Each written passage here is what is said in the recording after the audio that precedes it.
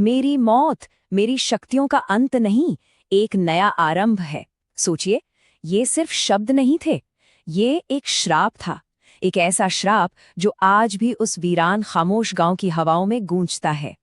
और पता है, यही गूंज, यही आवाज खींच ले गई अर्जुन को। अर्जुन एक पैरानॉर्मल इन्वेस्टिगेटर था। उसकी जिंदगी का बस एक ही मकसद था, इस अनदेखी दुनिया के रहस्यों से पर्दा उठाना। पर उसे जरा भी अंदाजा नहीं था कि उसकी ये खोज उसे एक ऐसी शक्ति के सामने लाकर खड़ा कर देगी जिसके लिए मौत भी सिर्फ एक शुरुआत होती है। उसके जुनून का एक ही नाम था, कर्ण पिशाचिनी। मतलब एक ऐसा साया जो आपके कानों में फुसफुसाए और आपको आपका अतीत और भविष्य सब कुछ बता दे। एक ऐसी ताकत जो मर्दों की रूहों को अपना गुलाम बना ले, और अगर किसी औरत ने इसे साध लिया तो उसकी शक्ति की कोई सीमा नहीं रहती। अर्जुन बस इसी शक्ति की सच्चाई को जानना चाहता था, चाहे उसे कोई भी कीमत चुकानी पड़े। और फिर एक दिन सब कुछ बदल गया। अर्जुन का जो रिसर्च पार्टनर था रवि, उसने आकर मेज पर एक फाइल फेंकी। उस पर सिर्फ एक शब्द लिखा था, देवापुर। एक गांव जहां कभी जिंदगी खिलखिलाती थी, पर अब वहां सिर्फ मौत की खामोशी बसती है। और कहते हैं कि उस गांव की सरहद के पार जो भी गया वो कभी लौट कर नहीं आया।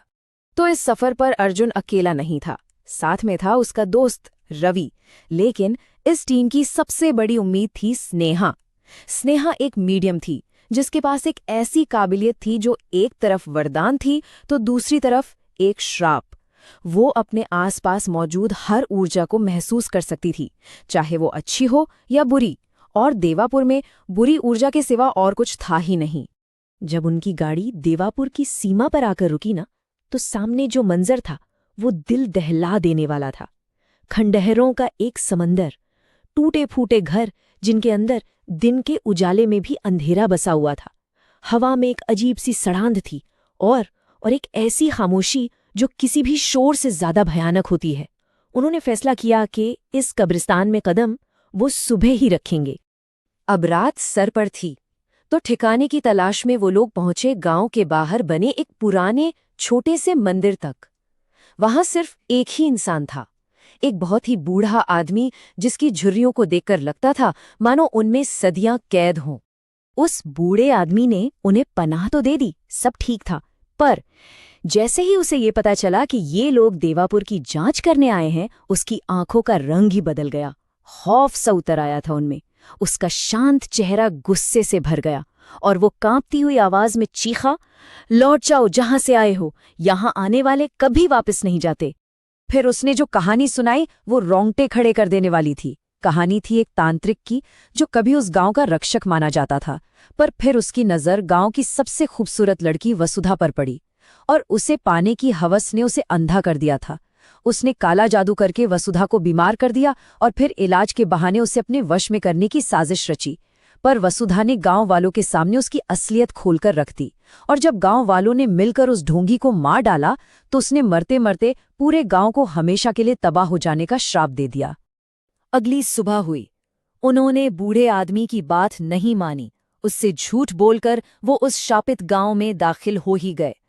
अंदर कदम रखते ही अर्जुन को एक अजीब सा खिंचाव महसूस होने लगा। एक अनदेखी ताकत उसे एक खास घर की तरफ खींच रही थी, जैसे कोई अंदर उसका बेसब्री से इंतजार कर रहा हो। और जैसे ही उन्होंने उस घर की दहलीज पार की, सन्नाटे को चीरती हुई एक औरत की हंसी गूंज उठी। ये कोई आम हंसी नहीं थी, इसमें वहशत थी। वो समझ गए, वो यहां अकेले नहीं हैं। अभी वो इस आवाज से संभल भी नहीं पाए थे कि हवा के एक तेज झोंके की तरह एक काला साया उनके ठीक पास से गुजरा और अपने पीछे छोड़ गया सड़ती हुई लाश की एक मतली कर देने वाली बदबू। और फिर कोने में उनकी नजर पड़ी। वहां राख में लिपटा एक बूढ़ा आदमी खड़ा था। उसकी आंखों में जो पीड़ा थी ना, उसे शब्दों में बयां करना नामुमकिन है। वो हूबहू वैसा ही दिख रहा था जैसा उस बूढ़े आदमी ने शापित तांत्रिक के बारे में बताया था। और उसके बाद खिड़की के पास उन्हें वसुधा दिखाई दी। उसके लंबे बालों ने उसके जिस्म को ढका हुआ था और उसके होठों पर एक अजीब डरावनी मुस्कान थी, ऐसी कि किसी की भी रूह कांप जाए। उसकी आंखों में किसी बेबस लड़की का डर नहीं था, बल्कि एक खूंखार शिकारी की चमक थी। ये सब देखकर स्नेहा की तो जैसे जान ही निकल गई। वो एक चीख के साथ वहीं बेहोश होकर गिर पड़ी। अर्जुन ने घबराहट में अपना बैग खोला तो उसके हाथ में विभूति की एक छोटी सी पुड़िया आई। अजीब बात ये थी कि ये उसने अपने बैग में कभी रखी ही नहीं थी। उसने बिना सोचे वो भस्म तीनों के माथे पर लगा दी। भस्म लगते ही वो दोनों आत्माएं पीछे हट गईं। अर्जुन और रवि ने स्नेहा को उठाया और उस घर से बाहर की तरफ भागे, जबकि पीछे से वसुधा की रूह कपा देने वाली चीख उनका पीछा कर रही थी। जैसे तैसे वो गांव से बाहर तो निकल आए, पर वहां उन्होंने जो देखा वो और भी हैरान करने वाला था। वही बूढ़ा आदमी हाथ में पानी का लोटा लिए खड़ा था, ऐसे मानो उसे पहले से ही पता था कि वो लोग मुसीबत में हैं और वापस आएंगे। बूढ़े आदमी ने बताया कि विभूति की वो पुड़िया उसी ने अर्जुन के बैग में चुपके से रखती थी, और फिर उसने वो सच बताया जिसने उन तीनों के पैरों तले से जमीन खिसका दी।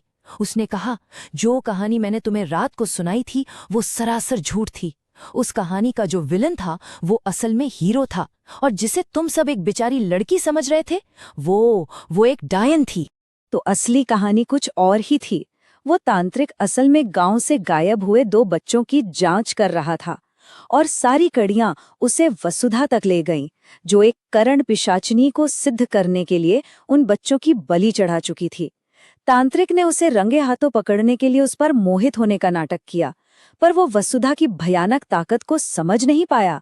वसुधा ने ही गांव वालों को तांत्रिक के खिलाफ भड़काकर उसे मरवा दिया। लेकिन मरते मरते तांत्रिक ने सबको वसुधा की सच्चाई और उन बच्चों की लाशों का पता बता दिया। जब सच सामने आया तो गुस्साई भीड़ ने वसुधा को भी जिंदा जला दिया, और तभी वसुधा की आत्मा आजाद हो गई और उसने करण पिशाचिनी की पूरी शक्ति के साथ पूरे गांव को अपनी नफरत की आग में जलाकर राख कर दिया। कहानी खत्म करने के बाद उस बूढ़े आदमी ने उनसे कहा, देखो, इस बार तो मैंने तुम्हें बचा लिया, अब यहाँ से चले जाओ और कभी पलटकर इस जगह को मत देखना। क्या पता अगली बार मैं तुम्हें बचाने के लिए यहाँ मौजूद रहूं या ना रहूं। 4 महीने बीत गए। वक्त के साथ सब कुछ नॉर्मल होने लगा था, पर अर्जुन के दिमाग से वो बूढ़ा आदमी और उसके सवाल निकल ही नहीं रहे थे। आखिर वो था कौन? उस वीरान मंदिर में अकेला क्या कर रहा था? इन सवालों ने उसकी नींद उड़ा दी थी। आखिरकार उसने एक बार फिर अकेले देवापुर जाने का फैसला किया। पर जब अर्जुन उस जगह पर वापस पहुंचा तो जो उसने देखा, उसके पैरों के नीचे से जमीन खिसक गई। वो मंदिर तो वहां था ही नहीं। उसकी जगह बस एक खंडर था, एक ऐसा खंडर जिसे देखकर कोई भी कह सकता था कि यहाँ दशकों से कोई इंसान नहीं आया। तो सवाल ये है कि अगर वहां कभी कोई मंदिर था ही नहीं, तो वो बूढ़ा आदमी कौन था जिसने उन्हें बचाया? क्या वो वाकई उसी तांत्रिक की आत्मा थी जो आज भी उस गांव को वसुधा के श्राप से बचाने की कोशिश कर रही है, या फिर वो कोई और था? ये एक ऐसा सवाल है जो आज भी अर्जुन को हर रात सोने नहीं देता, और शायद इसका जवाब उसे कभी नहीं मिलेगा।